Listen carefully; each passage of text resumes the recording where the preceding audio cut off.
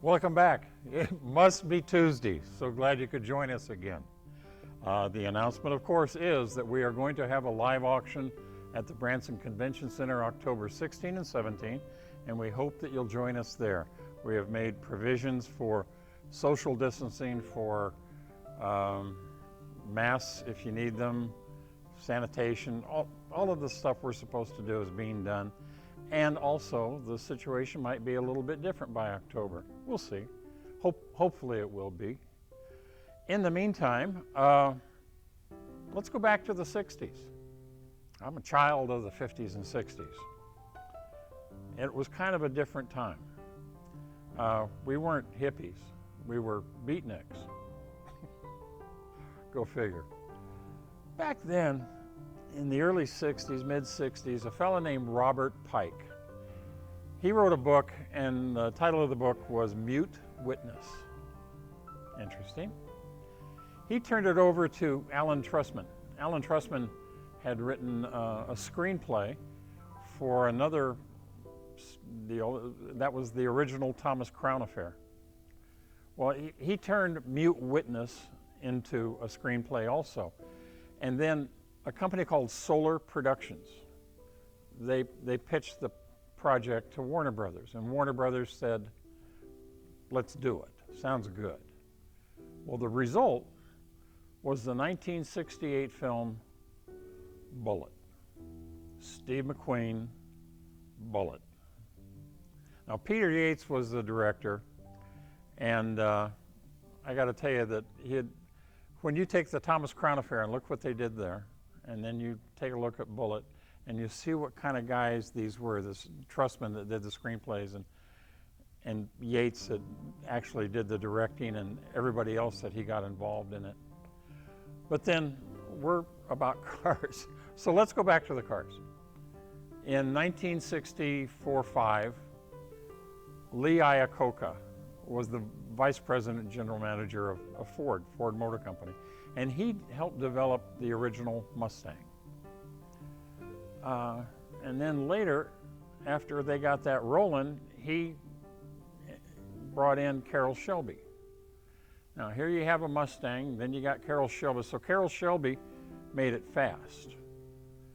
And then after that, they brought in Steve McQueen. And Steve McQueen made the Mustang cool. He did it in 12 minutes. 12 minutes of a chase scene that changed the way Hollywood and all of the film industries from then on would do a chase scene. I'd invite you to look at some of the other work of Peter Yates. Some of the stuff he did, like the French Connection. How's that for a chase scene? The 7-Up, that one too. Anyway, it was pretty interesting.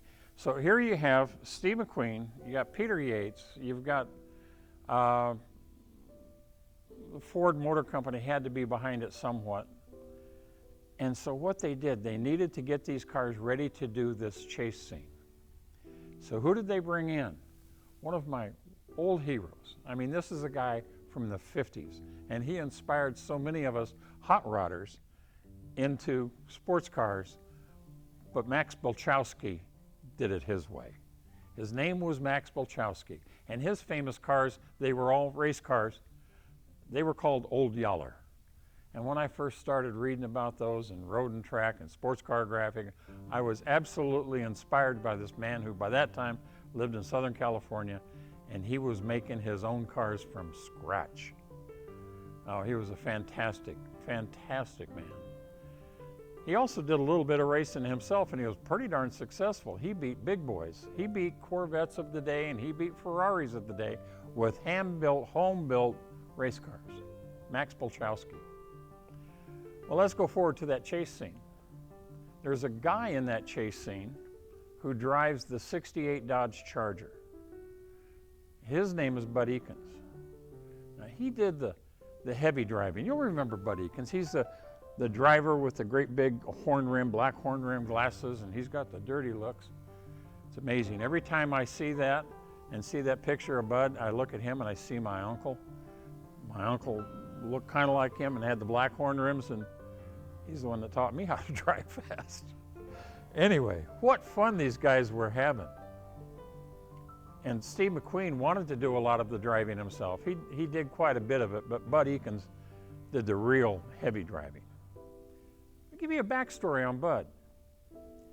He was a really good friend of a guy who was into amateur racing, and he was following his good buddy to the track one day. He was driving the tow car with the trailer behind and following his buddy in a 550 Porsche Spyder, and that car was involved in a wreck head on, and he died. The gentleman driving the car died, and Bud Ekins, the driver of the Dodge Charger, he got over there immediately, and he's the one that lifted his dead buddy out of the car. That buddy was none other than James Dean. Figure that one out. Wow. All of this backstory stuff to the movies that were made that included cars is absolutely fascinating. And I invite you to look up a bunch of it and keep track of everything that Steve McQueen did, and everything that he did was cool. So, oh, that's why the Harris tweed jacket. I couldn't take the turtleneck today, but we'll get over that. Now we'll talk about this one. Now just recently you saw the actual Bullitt car was discovered. It wasn't really discovered. A few people knew where it was for the last 40 some years. But it came out of hiding and went up for auction, and Mr. Meekum and the crowd got over $3 million for the car. And it was, in my opinion, well worth it. I remember when Steve McQueen's Porsche went for over $1 million, everybody gasped. Or when his Rolex watch went for $1 million, and they gasped again. Come on, it was Steve McQueen.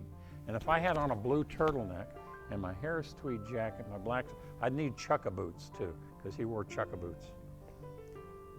All of that stuff is stuff that Steve McQueen made cool. Now, this is a replica of the Bullitt car. And some people might say, oh, you're trying to be Steve McQueen? No, I'm not.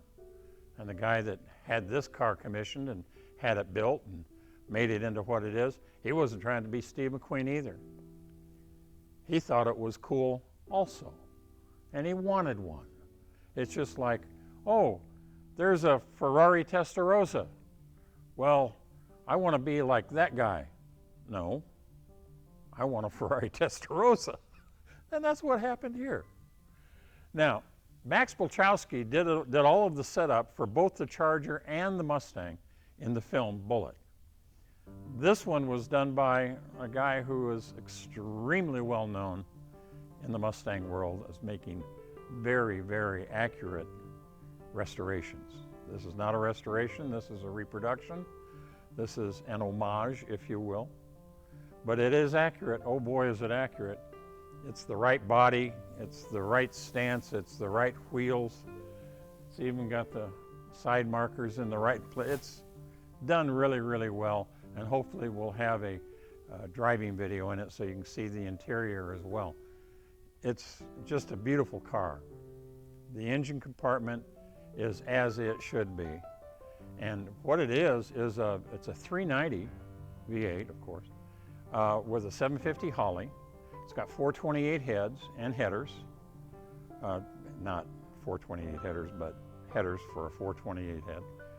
It's got four-wheel disc brakes. It's got a proportioning valve on the brakes. Aaron wants me to tell you that they're Willwood. Okay, they're Willwood brakes. Power steering. It's just, once they were done with the car, making the car look like it's supposed to, they spent another $15,000 plus just on the motor. This thing is hot, and you better know what you're doing when you drive it. Oh, did I tell you? October 17th, it's in the auction. You'll have the opportunity to own your own Bullitt. Going to have some competition, I guess, but whatever it goes for, it's worth it. This is one of the most exciting cars I've driven in years. It's exciting. And I'm not trying to be Steve McQueen, but I sure like what he picked out for a car. Don't you? Hey, turn the like button up and subscribe to the channel. And if you want to talk to us through email. It's Tuesday@bransonauction.com. I hope you do that. Send me a message, send me a letter, I don't care. We love getting them, and we get a lot of great information out of them. And other than that, I'll see you next week.